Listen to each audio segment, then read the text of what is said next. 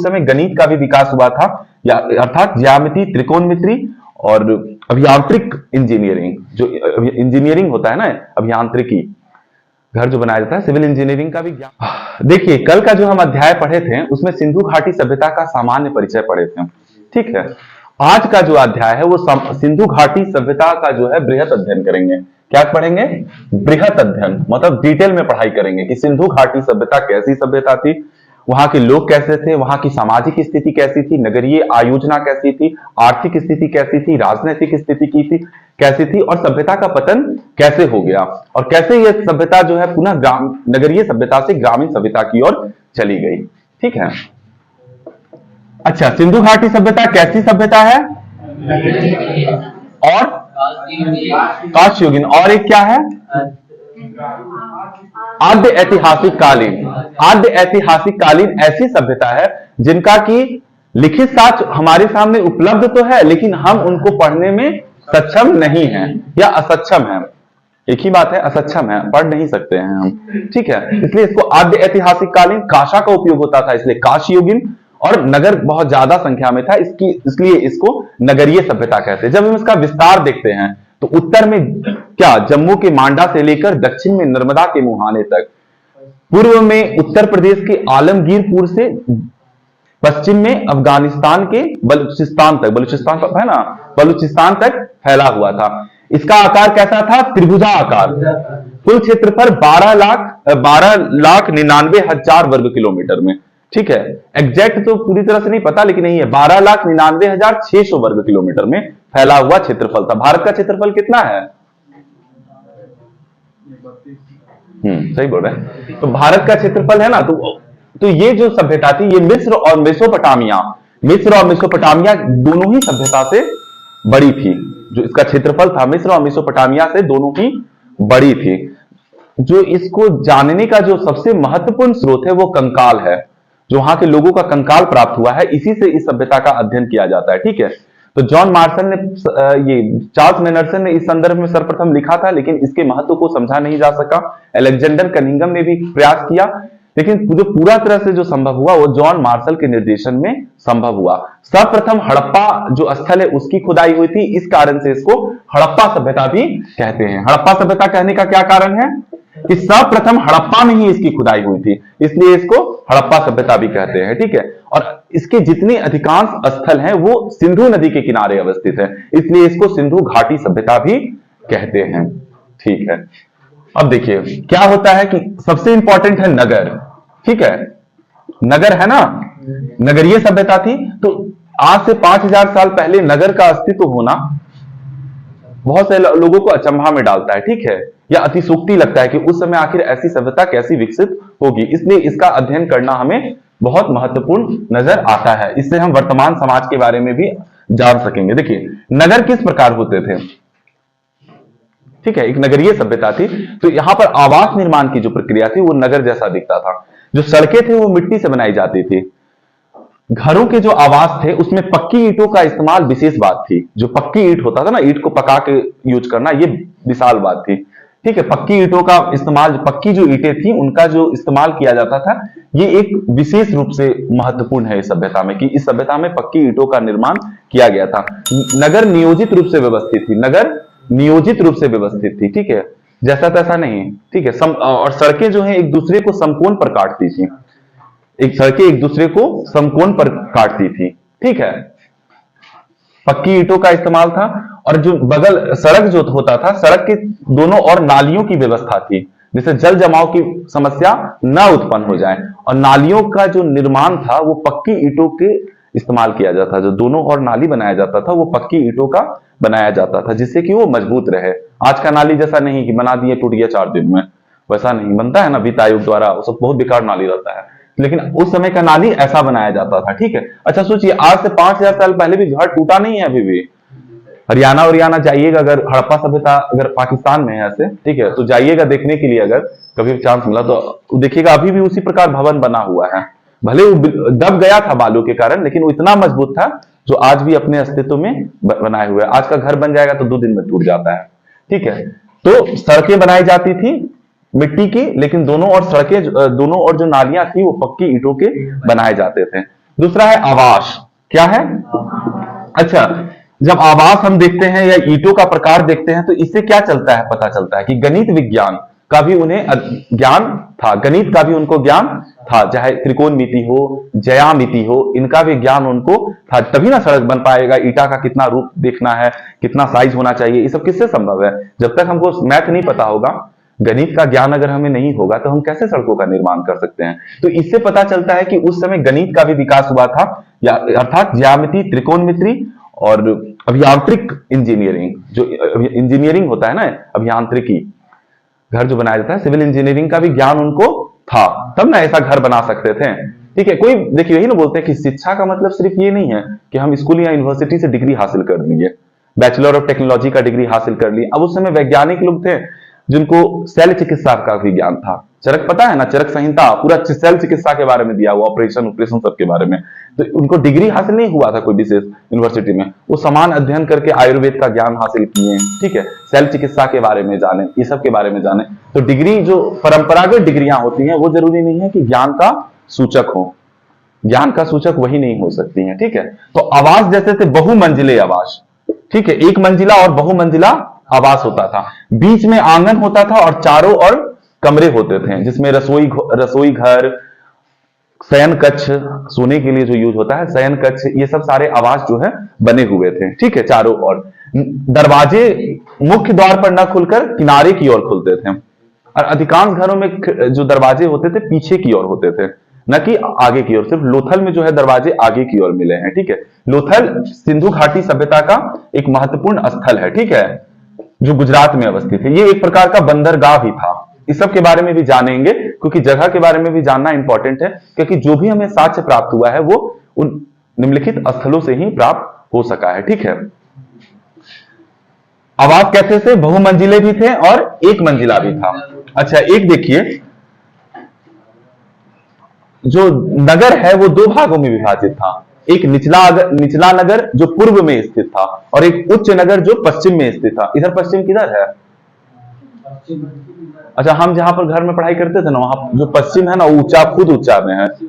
पता है ना, झारखंड थोड़ा पठारी इलाका है, तो घर भी थोड़ा, रोड भी ऊंचा नीचा दिखते रहता है। ठीक है, तो हम जहां, मतलब मेरे घर के सामने जो पश्चिमी इलाका है ना वो बड़ा है, तो ऑटोमेटिक हमको याद हो गया कि जो सिंधु घाटी सभ्यता का जो पश्चिमी क्षेत्र था वो ऊंचाई पर अवस्थित था, और जो पूर्वी भाग था वो निचले भाग में स्थित था। ठीक है, अब देखिए, कहीं कहीं कच्ची ईंटों के भी आवास मिले हैं। ठीक है, कच्ची ईंटों के, लेकिन आवासों में मुख्यतः पक्की ईंटों का इस्तेमाल किया जाता था।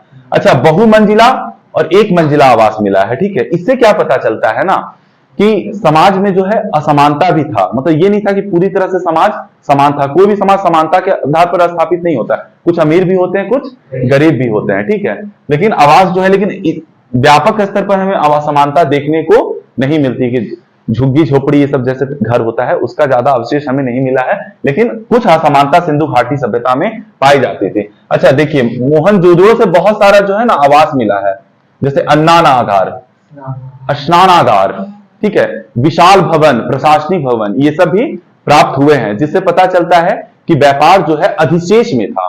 क्या था? सरप्लस में था। व्यापार किस में था? सरप्लस में था। व्यापार सरप्लस में होगा तब ना अन्नानागार।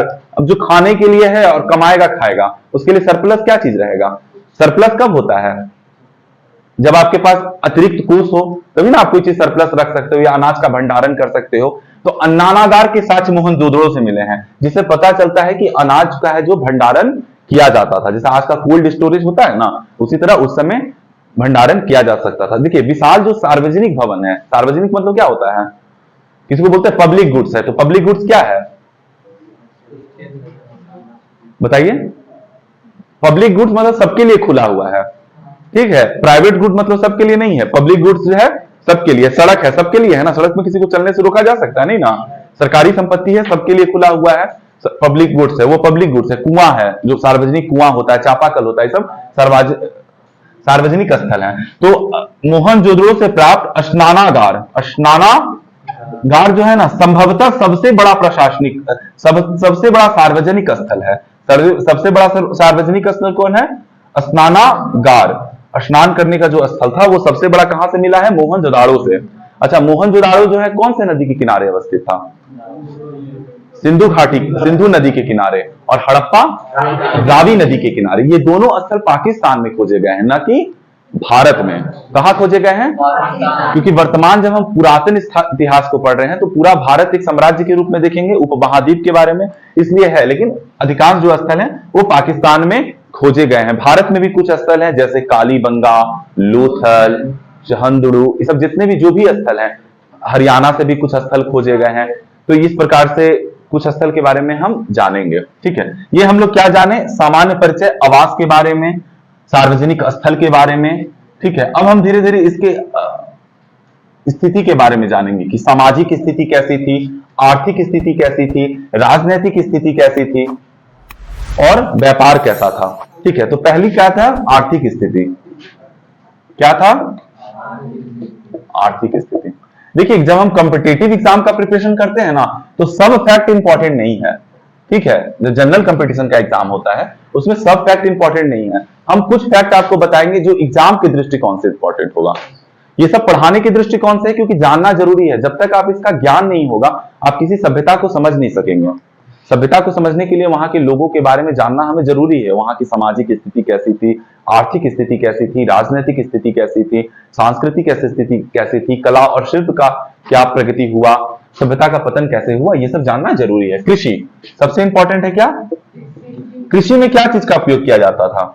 देखिए, बहुफसलीय पद्धति का ज्ञान था, एक से अधिक फसलों का उपजाने का ज्ञान। जौ, गेहूं, तारबूज, खरबूज, ये सब जितने भी फल फूल होते हैं इनका ज्ञान इनको था। हल का प्रयोग किया जाता था, लेकिन हल लकड़ी के हुआ करते थे। हल किसके होते थे? लकड़ी के हल होते थे। किसके हल होते थे? लकड़ी के हल होते थे। तो हल का प्रयोग किया जाता था, लेकिन हल लकड़ी के हुआ करते थे। अच्छा, कहीं कहीं नहरों के साक्ष्य भी मिले हैं। किसके साक्ष्य मिले हैं? नहरों के साक्ष्य मिले हैं। सुरतोघोई से नहरों के साक्ष्य मिले। अफगानिस्तान का एक सुरतोघोई स्थान है, वहां से नहरों के साक्ष्य मिले हैं। इसका मतलब कि नहर का भी ज्ञान उनका था। ठीक है, बांधों के भी साक्ष्य मिले हैं। बांध निर्माण, जल जमाव करके तब ना कृषि। अब जैसे कि अभी गर्मी है तो पानी अभी तो होगा नहीं, तो जिसके पास बांध में जल जमा होगा वही ना कृषि कर सकता है। तो बांधों के साक्ष्य भी हमें वहां से मिले हैं। ठीक है, कृषि लेकिन उन्नत अवस्था में थी। कृषि उन्नत अवस्था में थी, मतलब कि इतना कृषि हो जाता था कि व्यापार भी किया जा सकता था। तो इससे हमें पता चलता है कि सिंधु घाटी सभ्यता के लोग मेसोपोटामिया, मिस्र जैसे देशों में व्यापार करते थे, क्योंकि मेसोपोटामियाई अभिलेख मेलुहा, मेसोपोटामिया का में एक अभिलेख प्राप्त हुआ है मेलुहा। मेलुहा का मतलब होता है सिंधु घाटी क्षेत्र। ठीक है, तो इससे पता चलता है कि व्यापार होता था, और व्यापार जो था वो सिंधु घाटी सभ्यता के पक्ष में था। किसके पक्ष में था? सरप्लस व्यापार था। आयात निर्यात होता है ना, X माइनस M। क्या समझ में आया? इकोनॉमिक्स पढ़ेंगे तब हम लोग जानेंगे। X माइनस M होता है ना, इसमें पता चलेगा कि निर्यात ज्यादा है कि आयात ज्यादा है। अगर हमारा निर्यात ज्यादा हो गया, अगर हमारा निर्यात क्या हो गया? ज्यादा हो गया, तो हम सरप्लस में हैं। और हम आयात अगर दूसरे देशों से ज्यादा कर रहे हैं तो हम घाटा में हैं, जो उसको हम लोग कहते हैं व्यापार घाटा। ठीक है, अगर व्यापार घाटा हो गया ना, अब ज्यादा आयात कर रहे हैं, तो ज्यादा आयात करें तो ज्यादा मात्रा में विदेशी मुद्रा हम लोग को देना पड़ेगा, देना होगा कि नहीं? निर्यात ज्यादा कर रहे हैं तो हम लोग को ज्यादा मात्रा में विदेशी मुद्रा प्राप्त होगा। ठीक है, तो आज ही पढ़ रहे थे, पेपर में दिया हुआ था कवर में कि भारत का जो निर्यात है बहुत उच्चतम स्तर पर भी पहुंचा हुआ है। खास करके रक्षा निर्यात जो है बेहद उच्चतम स्तर पर पहुंच गया। इसी प्रकार सिंधु घाटी सभ्यता के लोग व्यापार अधिशेष में थे, मतलब वो व्यापार में प्रॉफिट में थे, जो भी देश से व्यापार कर रहे थे। अच्छा, व्यापार दो आंतरिक भी होता था और बाह्य व्यापार भी होता था। आंतरिक व्यापार में तो कर्नाटक से जैसे सोने का, हिमालय से शिलाजीत का, इसे कोई क्षेत्र से जो आयात किया जाता, ये किया जाता था व्यापार। तो भारत के अंदर में भी व्यापार होता था। आज भी होता है ना, एक राज्य से दूसरे राज्यों में व्यापार। झारखंड का सामान बिहार गया, बिहार का सामान झारखंड में आया। और एक होता है अंतरराष्ट्रीय व्यापार। अंतरराष्ट्रीय व्यापार मतलब चीन से कोई सामान हम मंगाए, पाकिस्तान से कोई सामान मंगाए, ठीक है, या फिर हम अमेरिका से कोई सामान मंगाए, या अमेरिका को कोई सामान निर्यात किए, तो हम क्या कहेंगे? अंतरराष्ट्रीय व्यापार। तो सिंधु घाटी सभ्यता के व्यापार क्या था? पक्ष में था। मेसोपोटामिया का कौन से अभिलेख से यह साक्ष्य प्राप्त हुआ कि बाहर के देशों से भी व्यापार होता था? मेलुहा। मेलुहा मतलब सिंधु घाटी क्षेत्र को ही संदर्भित करता है। ठीक है, ये हुआ आर्थिक स्थिति के बारे में। पशुपालन, क्या चीज?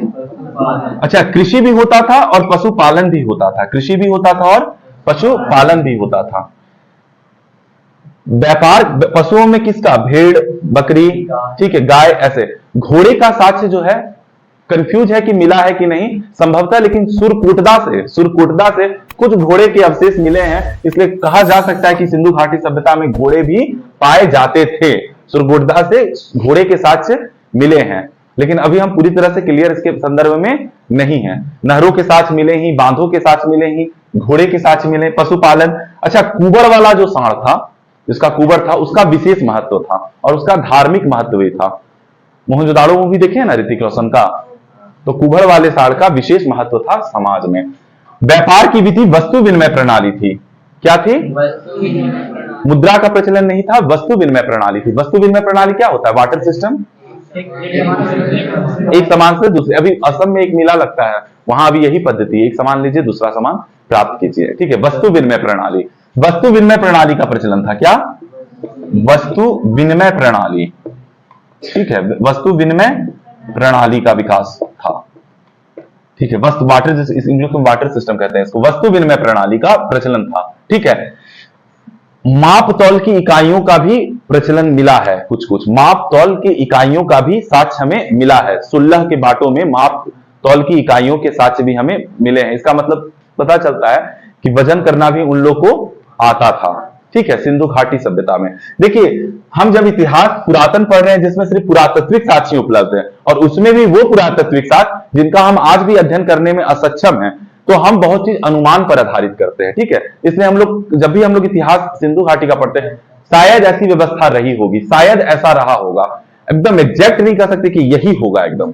आज तो नहीं ना है, वीडियो रिकॉर्डिंग कर लेंगे तो आज पता चल जाएगा, आज तो ब्लॉग बन रहा है तो सब चीज पता है कि रेलीगढ़ में क्या चेंज हो जाएगा। उस समय एकदम एग्जैक्ट यही था, ये हम नहीं कह सकते हैं। इसलिए हम लोग बार बार हम ये शब्द का यूज करते हैं, शायद ऐसी व्यवस्था रही होगी। जो साक्ष्य प्राप्त हुआ है उसी के आधार पर इसका अध्ययन हम करते हैं। कृषि के बारे में हम लोग जाने, जिसमें हम लोग कृषि जाने, पशुपालन जाने, व्यापार और वाणिज्य के बारे में जाने। अब हम लोग सामाजिक स्थिति के बारे में जानेंगे। क्या? समाज कैसा था?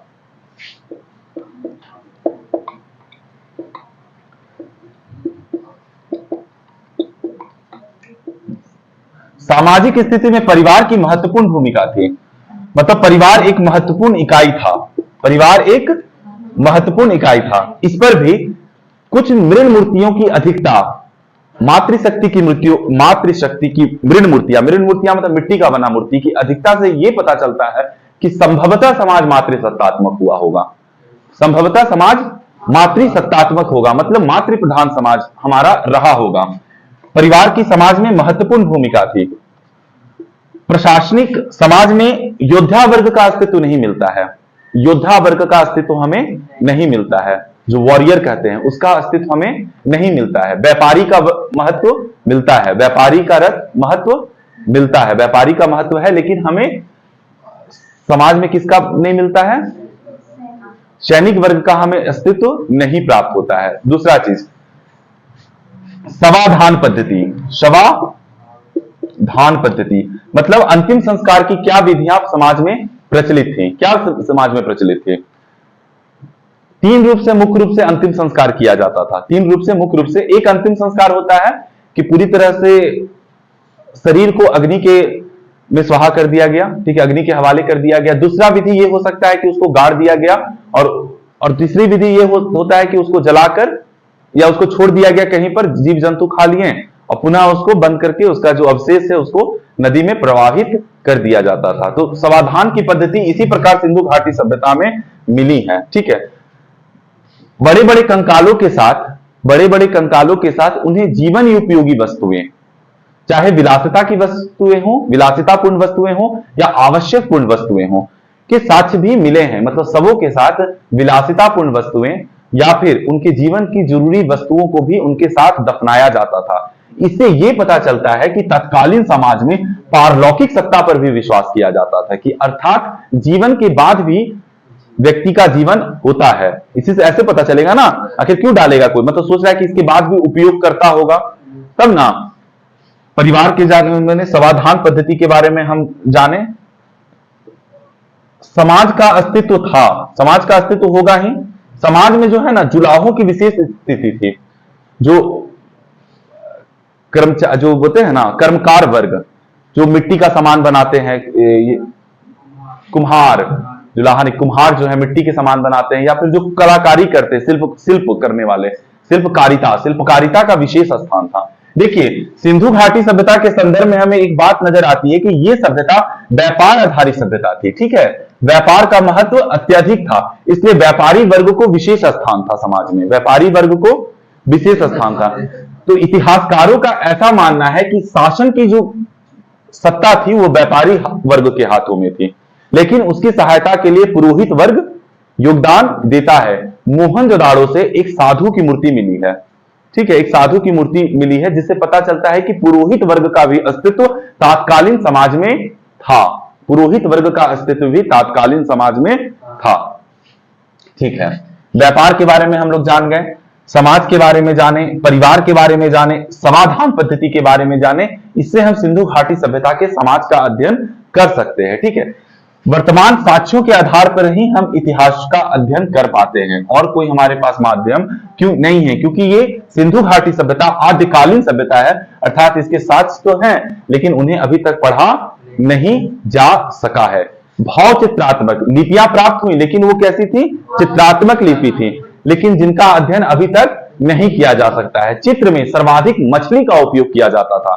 किसका उपयोग किया गया है? मछली का उपयोग किया गया है, लेकिन अभी तक किसी भाषा वैज्ञानिक द्वारा इसका अध्ययन नहीं किया जा सका है। आर्थिक स्थिति के बारे में जाने, सामाजिक स्थिति के बारे में जाने, धार्मिक स्थिति के बारे में जानेंगे। क्या बारे में जानेंगे? सिंधु घाटी सभ्यता के लोग पशु, मानव और प्राकृतिक शक्तियों के मानवीकरण की पूजा करने की पद्धति प्रचलित थी। ठीक है, प्राकृतिक शक्तियों के मानवीकरण करके पूजा करने की पद्धति समाज में प्रचलित थी। धार्मिक क्या था? बहुदेववादी हुआ करते थे। समाज कैसा था? बहुदेववादी, मतलब एक से अधिक देवताओं का पूजन किया जाता था। योग का विशेष महत्व था। योग का विशेष महत्व था।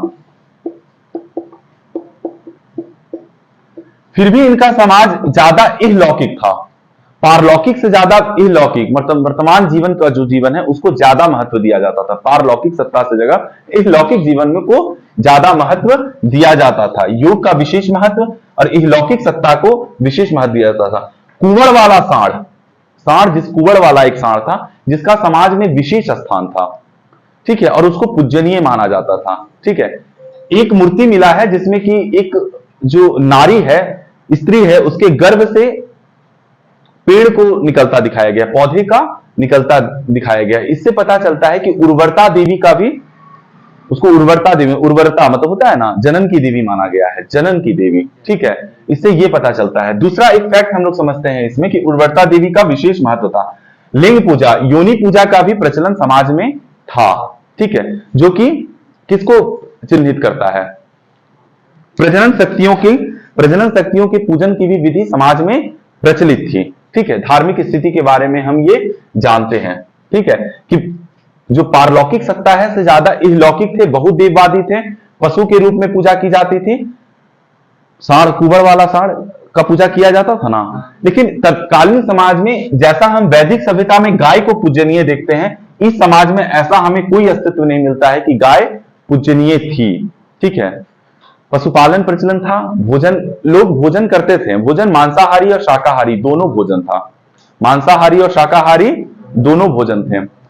सौंदर्य प्रियता की भी जानकारी मिलती है। ठीक है, लिपस्टिक और भी जो सौंदर्य प्रियता की चीज होता है ना, लड़की औरत लोग को, लोग कंगन भी पहनते थे। ठीक है, गला में जो होता था कर्णहार, पाजेब, कमरधनी, ये सब के भी साक्ष्य मिले हैं। इससे पता चलता है कि तात्कालीन समाज में सौंदर्य प्रियता का विशेष महत्व था। ठीक है, मिट्टी की मूर्तिकाएं जो है मिलने से कला और शिल्प में उत्कृष्टता का उदाहरण पता चलता है कि कला और शिल्प भी अपने उत्कृष्ट अवस्था में था। तो इससे यह पता चलता है कि सिंधु घाटी सभ्यता जो है तात्कालीन समाज की एक विशेष सभ्यता थी। तात्कालीन समाज की एक विशेष सभ्यता थी, और अपने तात्कालीन सभ्यताओं, चाहे वो मिस्र की सभ्यता हो या मेसोपोटामिया की सभ्यता हो, में अपना विशेष स्थान रखती थी। अब है सभ्यता का पतन। क्या हम लोग जानेंगे? कई इतिहासकारों का ऐसा मानना है कि सभ्यता का पतन न होकर यह सभ्यता पुनः नगरीय सभ्यता से ग्रामीण सभ्यता की ओर परिवर्तित हो गई। ग्रामीण सभ्यता से नगरीय सभ्यता की ओर परिवर्तित हो गई। कुछ इतिहासकारों का मानना है कि आर्यों के बाह्य आक्रमण के कारण यह सभ्यता विनष्ट हो गई। तो कुछ इतिहासकारों का मानना है कि व्यापार जो था वो सिंधु सभ्यता के विपरीत चला गया और व्यापार असंतुलन होने के कारण, क्योंकि यह समाज व्यापारी वर्ग का समाज था, इसलिए यह सभ्यता का पतन हो गया। तो कुछ का मानना है कि बाढ़ या भूकंप जैसी कोई घटना, प्राकृतिक आपदाएं आई होंगी जिसके कारण भी यह सभ्यता विनष्ट हो गई होंगे। लेकिन अभी भी इतिहासकार इसमें एक मत नहीं है कि इस सभ्यता का अंत आखिर कैसे हुआ है। एक मत नहीं है कि इस सभ्यता का अंत कैसा हुआ है। विभिन्न इतिहासकारों का विभिन्न मत है जिनका मानना है कि इस सभ्यता का अंत हुआ था, लेकिन इस पर एक मत नहीं है कि इस सभ्यता का अंत कैसे हुआ। दूसरा चीज है, इस सभ्यता का वर्तमान समाज में क्या योगदान है। तात्कालीन समाज की नगरीय व्यवस्था आज के स्मार्ट सिटी की अवधारणा को प्रेरित करती है। नालियों की इतनी सुंदर व्यवस्था या फिर सड़क इतना सुंदर होना इस आज की स्मार्ट सिटी की अवधारणा को प्रेरित करती है। चाहे योनि पूजा हो, लिंग पूजा हो, आज भी वर्तमान में प्रचलित है, जो हमें इसका बताते हैं कि आज तत्कालीन समाज की कुछ धार्मिक सभ्यताओं को आज भी हम क्या करते हैं, फॉलो करते हैं। इस प्रकार हम लोग सिंधु घाटी सभ्यता का जो है विस्तृत अध्ययन किए।